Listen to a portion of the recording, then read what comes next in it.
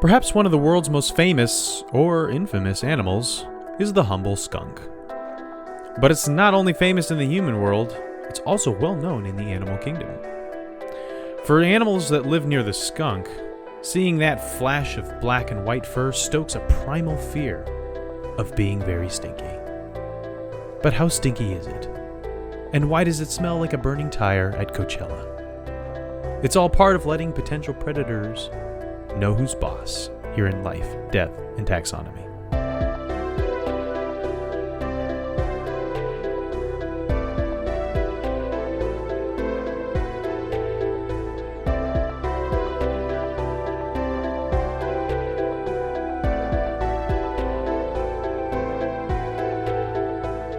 Welcome back to Life, Death, and Taxonomy. It's your 30 minutes of interesting animal information. I'm Joe. And I'm Carlos. Thank you to Cassie for the creation of our theme song. To hear more of Cassie's music, please search Cassie Michelle on YouTube or Spotify. And thank you to Johanna for the creation of this week's artwork. If you want to check that out, you can follow us on Facebook or Twitter at LD Taxonomy, or visit us at our home on the web at ldtaxonomy.com. Check it out. The artwork is really great. And you can see all the artwork from our entire show, including all of the great work that Brian did. It's fantastic. Please check it out and follow us. It's great. We would like to hear from you. And also, a very special thank you to our patrons. Or not our Patreons, our patrons. Tristan Taylor, Jesse Raspulich, Carol Raspulich, and Paul Chomo. Thank you so much for your support. It's greatly appreciated. Thanks for helping us keep the lights on. And today we're talking about a little guy that is as stinky as he is striped. But more on that later. Yeah, I never know when to put the ED on there. Like blessed. Sometimes it's blessed. Sometimes it's blessed. Except for blessed and blessed. Cursed and cursed. Usually, yeah, but besides those, it's just usually funnier to make it striped. Or, I think it also has to do with music. Yeah. Like if it's in music, you need that extra syllable. If you need that extra syllable in a hymn and you haven't done enough of enough work to rework the verse in order to make it fit, then you just make that syllable something you pronounce, and just confuse. Or you put the apostrophe and make it even shorter. Yeah, like heaven. Oh, that gets me every time. But what are we talking about? We're talking about the striped skunk. Yeah, this is one of mine. I have a skunk. No, it's it was. This is one of my suggestions, and it's been a while since we've done just an animal celebrity. We used to do that like every once in a while. You'd be like, oh yeah, we do all these like super underground animals you've probably never heard of before, and then we do like the rhino. Or like the giraffe or something like that. But I figured, like, what about a skunk? What about our old friend Pepe Le Pew, otherwise known as the stink weasel, and odor in the court. The baby came up with that one. She's my muse for nicknames. And by that, I go downstairs at the end of the workday, and I'm like, "Can you think of any nicknames for the skunk?" And then she walks, as we're all cleaning up downstairs, she's just like throwing things at the wall, and then they stick. And I'm like, "I'm writing that down." So, thanks, Bibby, for that great nickname. Do you want to taxonomize this bad boy? Sure. It is in the kingdom you know, love, and are in the kingdom Animalia. It's in the phylum Chordata. It's in the class Mammalia, and here's where it diverges from you. It's in the order Carnivora. We're carnivores, right? I feel like we should. You're in the order Carnivora, though. I feel left out. Also, we're not really carnivores. We're omnivores. We're omnivores, which makes you a carnivore, just not exclusively. Yeah. It's in the family Mephitidae. Yep. But before that, it's in the superfamily Mustelidae. Yep, mustelids. So, those are the weasels. Yeah. Weasels Raccoons. Well, yeah. They're in the same super family. Otters. Red Stoats. pandas. Yeah. Wolverines. All those fun long weasel boys. Yeah. Or the stocky, short-limbed, scary boys. But they're all long. Yeah, but sometimes you can't see it because of the fur. Yeah. Or are they long, or are their torsos proportionately long compared to their leg length? Yeah. Well, I mean, I guess that's it. Like, they're all like dachshund shaped. They're in the genus Mephitis. Walking in Memphis. What? Have you ever walking in Memphis? I've never done that. I've only been to Nashville. It's a song. Oh, okay. The species is Mephitis. Very original. Bison. Mephitis.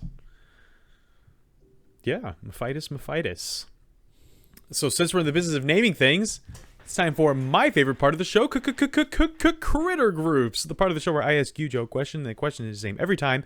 What is the name of a group of this animal, or what is the term of entry, or what is the collective noun? We have one for skunks. So that's great. I always like when I don't have to go up like to the class or like the general group of animals. If you saw a group of skunks, would you say it's A, a burrow of skunks, B, a cranny of skunks, C, a stench of skunks, or D, a run of skunks? Burrow, cranny, stench, or run? Stench is a little bit on the cute little muscled nose. Because it's a stench? Because it's in the nose. You know what? Whatever. I'm going with stench. Final answer. Ding, ding, ding, ding, ding. Yeah. You got it right. It would have to be. It is a stench. It is on the nose. I will give that to you.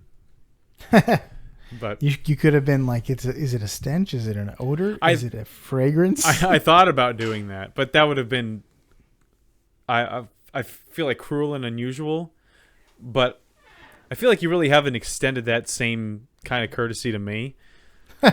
So I don't know why I was so nice, but I definitely could have been like, yeah, stench, smell, odor. Paw and odor, that could have been a nickname. There we go. I mean, it is now. You got it. Paw and odor. If I had more time to think about like how to take that odor nickname to the next level. Would you like to know what it looks like? I think I have a pretty good idea, but why don't you tell me? Okay, the skunk is a stout carnivore. It's that carnivore shape you know and love. The shark. It's no, carnivora. It's a different thing. Doesn't just mean eating meat. It describes a general skeletal shape, especially its skull shape. Everything in carnivora has that cone-shaped skull with powerful jaws. They have short legs, a stocky body, and a big bushy tail. You know them, you love them. It walks on the full foot of its forepaws, and I think the back... I saw a skeleton, and it looked like the back legs were a little bit lifted, kind of like a dog or a cat, but maybe that was just, it standing on its tippy toes on the back. But its front paws are definitely like full-footed on the ground like a bear or like a human. I was typing in paw walking, and I almost typed in. It was like Paul Walker. Yeah, it's Paul Walker. While you do that, they are these striped skunks are black and white. They are mostly black with white backs and a black stripe that runs down their back. They differ from their kin, the hooded skunk, that does not have the black center stripe. Okay. But that brings us to the part of the description when we need to talk about how big it is. Welcome to the... It's called plantigrade. That's right. There you go. Should have thought. Yeah, planter's warts, plantigrade. So welcome to the Beloved Measure Up segment, the official listener's favorite part of the show. The part of the show when we present animal size and dimensions in relatable terms through a quiz that's fun for the whole family. It's also part of the show that's introduced by you when you send in audio of yourself saying, singing, or chittering the words measure up into ldtaxonomy@gmail.com. We do have a new Measure Up intro from Nora. Thank you, Nora. But also we have listener mail from Braun. Ooh. So let's talk about the mail first. About email. We didn't get any snail mail. We don't have a way for you to send us snail mail. We need a P.O. box. Yeah. So 1 second. Yeah. So by the name Braun, Bron, where do you think this individual is from? Scandinavia. No, that's a good guess. That was my only guess. Here's what Braun writes. I just wanted to say how much I've been loving the podcast. As a zoology student here in Melbourne, it's Melbourne, but I've heard that you're supposed to pronounce it Melbourne. Melbourne, yeah. Melbourne, Australia. I am, but we have a Melbourne in Florida spelled the same way, but it's Melbourne. Ours is the fake one, I guess. Just like there's an Athens and a Rome in Georgia, and a Wellington here. Whatever. I wonder if it's named after the same guy. Mr. Melbourne. I don't know that there's like a big, there's like a little Australia in Melbourne. John Melbourne.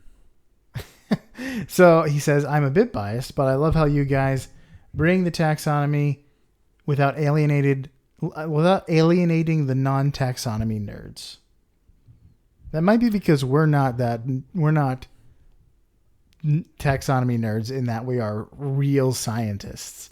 We are the lay people as well. We're mild language enthusiasts. And so you can listen to us struggle through long Latin and Greek terms. But that's a bit of high praise. Huh. We managed to straddle the line between making it educational and also not the worst. He also says, I'm sure you get a million suggestions for animals to cover, but these guys are super cool. And he sends a link. We have some at the Melbourne Aquarium where I work. He works at the Melbourne Aquarium. This is a real, genuine animal guy. Mm-hmm. And some are so extravagant. Also, each one has a unique pattern of spots on their sides. So if divers manage to get photos of one not already in a science database, they could name that individual. So I imagine there are a lot of Daves in the leafy, weedy sea dragon world. So he's talking about sea dragons. That would be a good. That would be a good one to go for. Actually, I was looking at. I was just looking at weird animals on like a big long blog post, and sea dragons came up, and I was like, huh, I've seen a Pokemon that looks like that. It's a poison dragon. Yeah. But yeah, that's awesome. I'm also incredibly flattered that you think we get lots of suggestions. We get some suggestions, and we get a lot of suggestions from the same people. Mm-hmm. People with their finger on the pulse of the animal world. You gotta, because the times they are a changin'. He ends with, anyway, thanks so much for the work. I bought a shirt. He bought a shirt. This guy rocks. I'll record a measure up at some point. And also, it's millimeter, he says. It's still millimeter. Millimeter? Yeah. It's not a millimeter? It's not a millimeter. It's not a millimeter. It's millimeter with a dash. So it must also be kilometer. Centimeter. Anyway, without further ado. Thank you, Braun. That's awesome. And thank you, Braun. Thanks for buying a shirt. If you guys want to buy a shirt, you can go on teespring.com/ Wait, which way? Is it teespring.com/ldtaxonomy or ldtaxonomy/teespring? You can just go to ldtaxonomy.com and there's a link to Teespring. Do that. So Thank you for that. Thank you for buying the shirt. Thank you for the promise of the measure up. Thank you for the suggestion. That was a meaty email. That was an Arby's of emails. Yeah, that was a beef and cheddar melt. Delicious.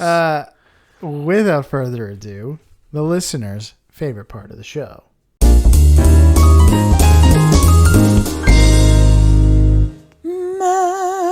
Measure up. We love a good melodic measure up. Angelic. Especially from Nora, who puts the team on her back. Angelic. That was nice. Thank you again, Nora. If you want to help Nora out, send in a measure up intro. Yeah, we got so many new listeners from, Pocket Casts. Come send in a measure up. You don't have to sing if you don't want to, but Nora chose to grace us with some beautiful notes. So thank you, Nora. Yeah. Okay. Let's talk about body length. Since you said this was a long boy. They're between 52 and 77 centimeters. Or centimeters. That's 30.3 inches. Okay. So how many Stink Blasters toys go into the length of a striped skunk? Man, I feel like I missed out on something from the 90s. Good guess. Here's a hint. Stink Blasters was a line of children's toys that was popular in the early 2000s. Oh. The toys were plastic figurines of boys wearing grunge-style clothing. 3 series of toys were created, but only 2 of them were officially released. You could collect individuals named Barfin Ben, Tony Anchovy, and Skunk Punk. When the plastic toys were squeezed, they would emit a foul smell. The toys contained toxic cyclohexanon and toluene, though the levels were low enough to be safe. Huh. Like, these were like, if you look, once you've made your guess, look up a picture, I think they'll be familiar to you. I feel like I remember these in, like, at the grocery store in, like, these machines that took, like, a quarter, and you could get one in, like, one of those little capsules. Wow, that was a very good hint. But, okay, so my memory of them is smaller and more, and, like, the packaging was different. When I looked these up online, it was, like, in, like, the typical, like, cardboard backing, plastic front toy packaging from the 2000s. So don't let the fact that they are like those candy machines, those gumball machines, are with the sticky usually hands, small. Yeah, I'm gonna say 4 inches, which brings us to 7.5. Grunge boys go into the length of Mr. Skunk. Stink Blasters, yeah. Final answer? Yeah. The correct answer was 10.1. Oh, I almost said 10. I was going to say 3 inches. That's why I was holding up my hand. I was like, that's about what would fit into one of those, like, those gumball machine things, about 3 inches. But, if they doubled him over, then 4 inches would work. And so. What was your final guess? 7.5. So you got to see. That's not good enough for nursing school. Not good enough for me. I'm going to look these up. Stink Blaster. I am seeing something completely different. I'm seeing this gun. No. All right. I also saw that. I am seeing some dudes. Okay, I do see some them. punk boys. Grunge clothing. These guys are grotesque. Yeah, they're nasty. They are young nasty men. Let's talk weight. Let us know if you ever had any Stink Blasters. Oh, you could collect a lot of them. These things are like Crazy Bones. Yeah. Remember Crazy Bones? Oh, I was obsessed with Crazy Bones. I wanted to collect. Did you play the game? It was like a kind of like marbles. The game. Just like Pokemon cards, I had no interest in playing the game. I only wanted all of the things. Let's talk weight. They're between 1.8 to 4.5 kilograms. just this island-sized skunk. What is this, a Miyazaki movie? It's that long, but its proportions are the same. It's just really long. It's just this huge snake. Snake skunk. They're 4 to 9.9 pounds. Okay. 10 pounds. So how many striped skunks go into the amount of stinking bishop cheese that is produced each year? Have you ever heard of stinking bishop cheese? That was one of my favorite indie bands. right next to what is it? Andrew Jackson Jihad. Oh yeah, just a random assortment of words. Red jumpsuit apparatus. Stinking bishop's cheese. It does sound like it. Like maybe even a ska band. Oh yeah, there you go, ska band, or just a hipster like tuneless guitar songs. Stinking bishop's cheese. Well, here's a hint. Stinking bishop cheese is a cheese made from the milk of Gloucester breed cattle by Charles Martle and Sons in Gloucestershire, England. It gained international notoriety when Gromit used the cheese to revive an incapacitated Wallace in Wallace and Gromit, The Curse of the Were-Rabbit. I saw that for the first time like 3 years ago. So you have heard of? I have heard of. You've at least seen Stinky Bishop cheese. It's there somewhere in my subconscious, completely buried. Because I mean, there's just a lot of cheese that goes around when it comes to Wallace and Gromit. In fact, that's when Bibby and I give cheese to the kids. We're just constantly going like, "It's cheese, Gromit." Like constantly. It's one of those things that like we quote to an unhealthy level. Like the kids will just like end up saying to one of their friends later in life, and they'll be like, "What the heck are you talking?" Don't forget the crackers, Gromit. And then we do that thing where like they like the animation style with the giant like grin, and they like shake their hands like they're holding those shaken weights or whatever.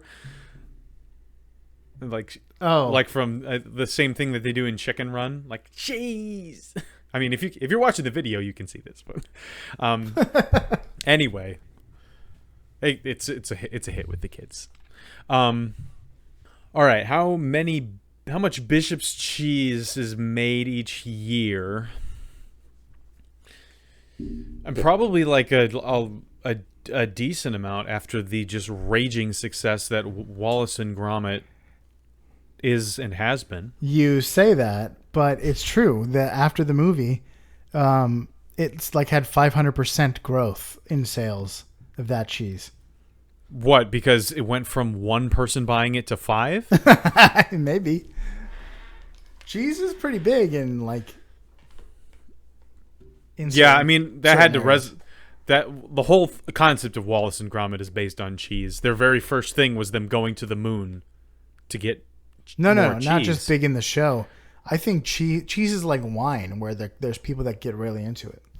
Oh yeah, I'm sure. It has to be big in the UK because that resonated with people in the UK. But Wallace and Gromit is also a UK thing.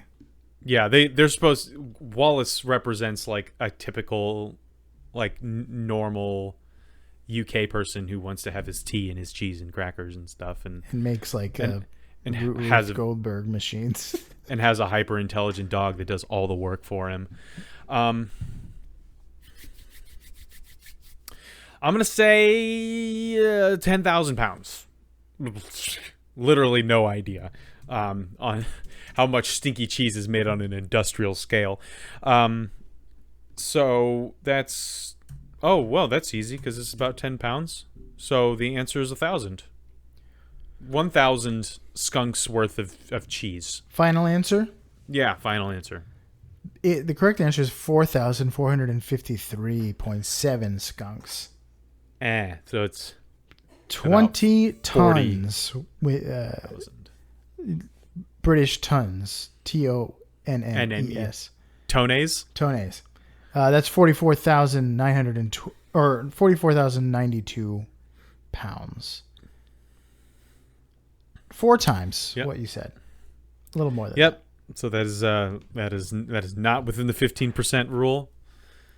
So not a W.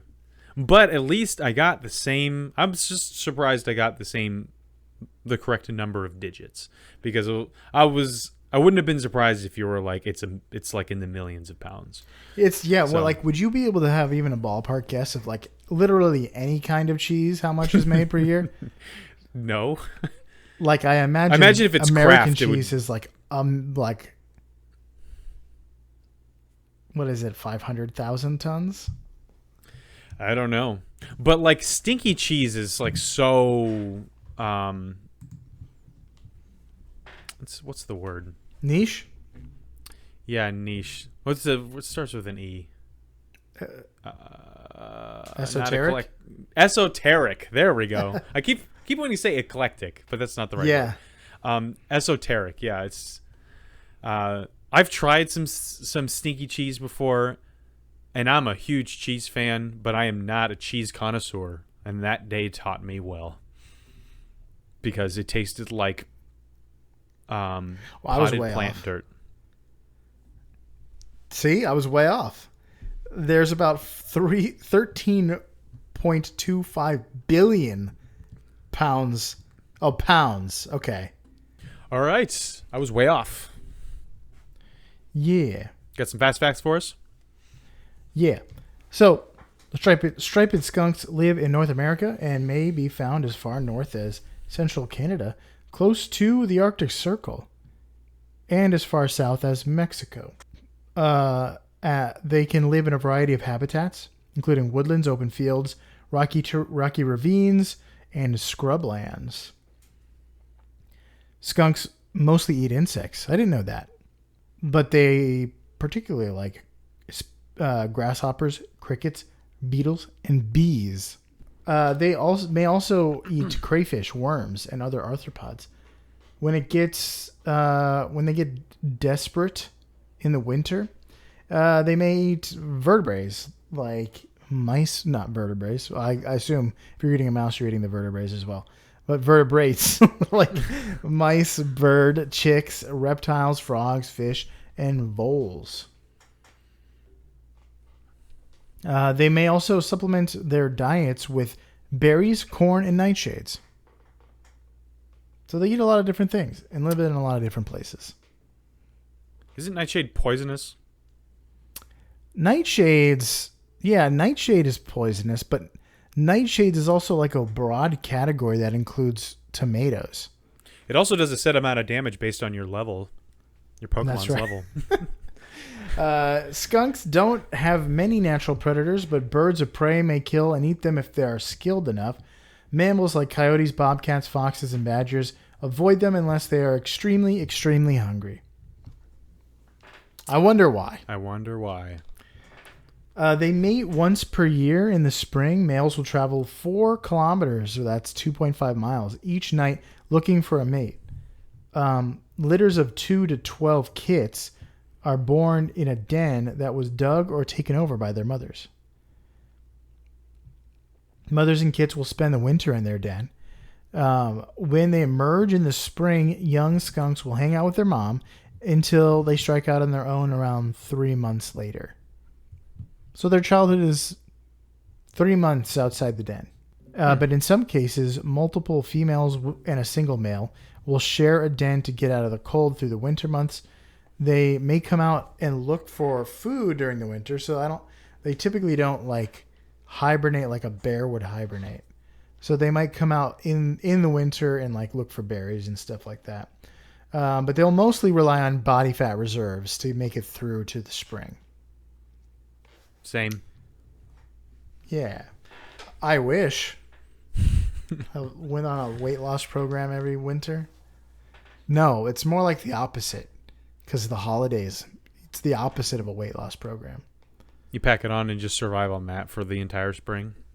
That's what we should do, but it's more like you pack it on and then you're not beach body ready. Just throughout Thanksgiving and Christmas, you're just packing on those pounds, and then you don't eat until Easter. That's the healthy habits of these wonderful animals. And then you have diarrhea since Easter's. But that's all I got. I'm sure there's nothing more interesting. We've talked about everything there is to talk about when it comes to skunks, right? Yeah, the only reason anybody knows about them is because they've got those like black and white stripes, and yeah, that's pretty much it. Because like they don't even blend in to their environment, so why do things keep a wide berth? Well, I'll tell you why. This gross cat is well known for having a smelly tuchus. For you out there in Podcastia. No, there's so yes, skunks smell bad, really bad. They have two glands called anal glands. Where they're located. When the skunk is threatened, it will lift its tail and release a spray from both of these glands that violates the Geneva Convention. I watched a video of this, and they showed us close-up of this, and I will never be able to remove that from my brain. It's now a part of who I am that I've seen this, and I strongly do not recommend this. Doing the same. Just a slow motion Zack Snyder cut of a close up shooting out their stinkiest gun in the West, which is, by the way, the name of this major fact. So the spray itself is made up of chemicals called thiols, THIOLS, which is it's a bunch of stuff, but mostly like sulfur and hydrogen atom combinations. And thiols are pretty prominent in things like rotten or decaying flesh and poop. So, it kind of serves as a major deterrent. Like, hey, don't eat this. This is bad for you. It is, it hits all of the biological switches in mammals to not come near it. Unless you're like my dog, who sometimes eats whatever fecal matter he finds in the ground because he's disgusting and I think a broken mammal. But other wild mammals that have all their instincts intact, like their instinct is to get as far as possible from something that smells like this, and it can even immediately induce vomiting. I almost said involuntarily, but like. So while you were talking, I looked it up. It is horrifying. Join me. It's The Science of Skunk Spray by Animal Logic. You can all go and watch it. If you want to do that to your psyche, it's a color I didn't expect it to be. The aperture, the glands, or the substance. The aperture is typical. The glands that poke out, why are they purple? Why are they like that? They're purple. They are swollen with juice. And the juice is like mustard yellow? This is mustard gas. Yeah, it's mustard yellow. This is why it violates the Geneva Convention. This is a deeply unsettling conversation. Whether or not you've seen the video. So this spray can reach up to 20 feet. So that's really far considering how small this animal is. And it's most accurate within 6 feet. But still, you're if you can see it, pretty clearly, you are most likely in range. And the smell can be smelled for up to a mile. So everybody in the realm knows that a skunk is nearby and that someone is unhappy. Females will spray males when they're rejecting their advances. So that's rude. Very rude. And males will spray each other over territory. This is just how they interact with the world around them. This is how they fight. This is how they date, and this is how they protect themselves. If it gets, and they'll aim for your face. So this isn't like what they train cops to do, which is like aim for center mass. No, they go for the face, because it arcs. If it doesn't hit your face, it's going to get you all over the chest, and you're still going to be unhappy. But it can cause temporary blindness and extreme irritation if it gets into your eyes. On top of just this horrible smell. And I've only once been close to something that, like an area that had been sprayed by a skunk. I've never been personally sprayed by a skunk, and I've never had like a dog or something that's been sprayed by a skunk. Although, my wife Bibby has, because she used to live out in the country, and it's nasty stuff. And you might think, if you're continuing to watch this Animalogic, you already know the answer to this, but you might think that tomato juice works because that's what you're supposed to do. But it is not the answer. That is a wives' tale. Is not true. Tomato juice is just bathing yourself or your dog in tomato juice to get rid of skunk smell is gonna leave you stinky and is a waste of tomato juice. What you actually need is hydrogen peroxide, baking soda, and soap, which is incidentally also how you make a very clean science fair volcano. So, because baking soda and hydrogen peroxide expand rapidly in foam, and then you add soap to it, and it's gonna get very sudsy very fast. I imagine you don't want to get in there with any open cuts, though. It'll be stingy. Although it will clean the wound. Hydrogen peroxide doesn't sting. Alcohol stings. Whenever I'd get a cut and we'd pour a hydrogen peroxide on it, it would just get all white and fizzy. And I'd be like, whoa, that's cool. But I'd be afraid that it was going to sting, but then it didn't. You can also brush your teeth with hydrogen peroxide. I have done that. I think we've talked about this on the show. Yeah. Yeah, okay. But anyway, yeah, if you get sprayed by a skunk or one of like a cat or a dog that you have gets sprayed, just these simple household items will make meth. I mean, just clean your pet or yourself.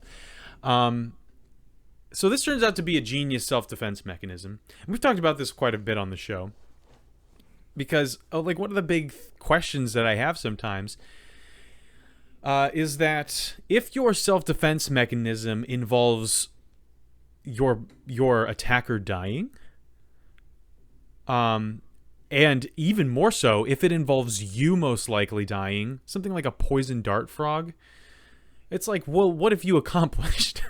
You're gonna die, and or your attacker is not going to be able to go spread the word. The thing about that is animals usually don't spread the word unless it's genetically. Well, some things, some behaviors are taught. And that's the thing with a skunk. Predators aren't killed or maimed. They are instructed. They are traumatized. Now that coyote or cat or hawk or whatever will sit its children down on its knee and tell them the story of how they received a face full of anus juice that one time that they tried to eat that black and white cat thingy. And now... But, I mean, it's unlikely that will happen. But the good thing about it is that, it's not unlikely... It's like squid ink. It helps them escape. It's not unlikely that... that that, like, let's say a coyote and her pups, a coyote that has been sprayed by a skunk is with her pups, and they encounter a skunk, and they leave. The coyote ushers her cubs away, and the cubs are taught to avoid just the black and white badger thing, and that's why kind of like how cheetah cubs look sort of like honey badgers, so that predators that just merely glance at them would be like, it's probably not worth it. Yeah, it's probably gonna like slice my jugular if I try to kill it. Yeah, so they're still, studying this, but there's a degree to where things are taught, and the real takeaway is that skunks don't really have very many natural predators. They are really only attacked by things that are starving, or things that feel threatened by the skunk itself. But most sane animals that otherwise would prey on a small weasel thing, they don't. They don't even try, and it's like either they've all been sprayed at some point, or there's some learned behavior happening here, and seeing the stark black and white coloration teaches them not to do this. But yeah, so everyone gives the skunk a wide berth. He's a sensitive soul, though he seems thick-skinned. And it hurt that his friends never stood. Downwind!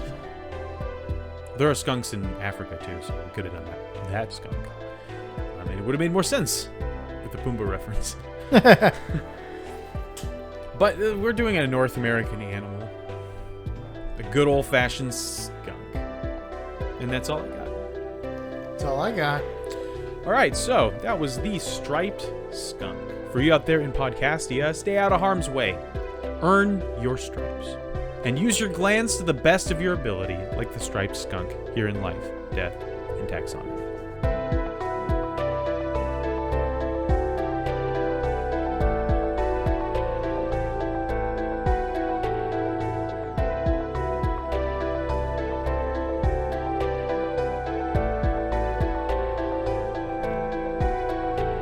Hey Taxonomy Titans, I just want to remind you that we now have a Patreon. Patrons can see full video episodes and get shoutouts on the show.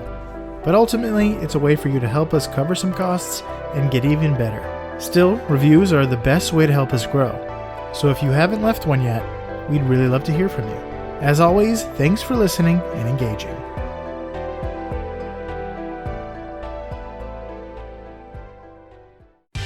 Life, Death, and Taxonomy is my favorite in the world podcast. I almost said spray your enemies with stinky liquid, but I feel like people might take that literally and actually do it. So I don't want to be responsible for for a spraying, you know?